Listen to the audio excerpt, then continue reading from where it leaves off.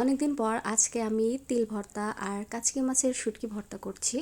এই দুইটা ভর্তা যে আমার কি পরিমাণ পছন্দ।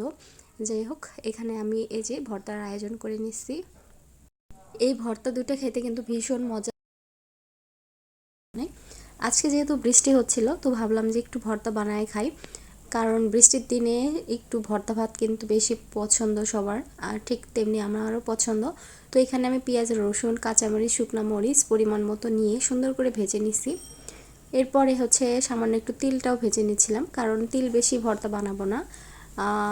তিল ভর্তা আবার বেশি আমি খাইতে পারি না, বেশি খাইলে দেখা যায় যে একটু বুক ব্যথা করে।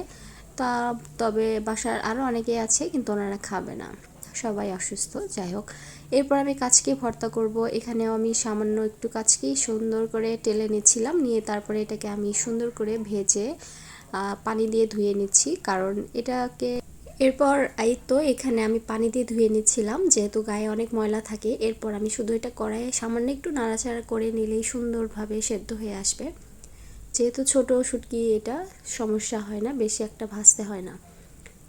আমি কিন্তু এখানে সামান্য একটু লবণও দিয়ে দিছিলাম। এই তো ভাজার পর এরকম আসছে। এই তো এখানে আমি তিলটাও ভেজে নিছি, আর পেঁয়াজ মরিচে ভেজে রাখছিলাম সেগুলা এই তো এরকম করে ভেজে নিছি। আবার বেশি ভাজা যাবে না, বেশি ভাজলে কিন্তু শক্ত হয়ে যাবে, তখন ভর্তাটাও ভালো লাগবে না। এই তো আমার এখানে কিন্তু ভর্তা মাখানো হয়ে গেছে। আর শুকনো মরিচ দিয়ে এসব ভর্তা মাখাইতে কিন্তু বেশি মজা হয়।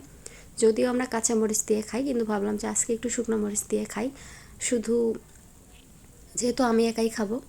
আর এই যে ভর্তা মাখাচ্ছি, মাখানোর পরে যে পাটায় যে থাকে সেটা দিয়ে একটু সুন্দর করে ভাত দিয়ে মাখিয়ে নিচ্ছিলাম। এই ভাতটা যে খেতে কি পরিমাণ মজা, সামান্য একটু লবণ দিয়ে নিলে আরও বেশি মজা লাগে।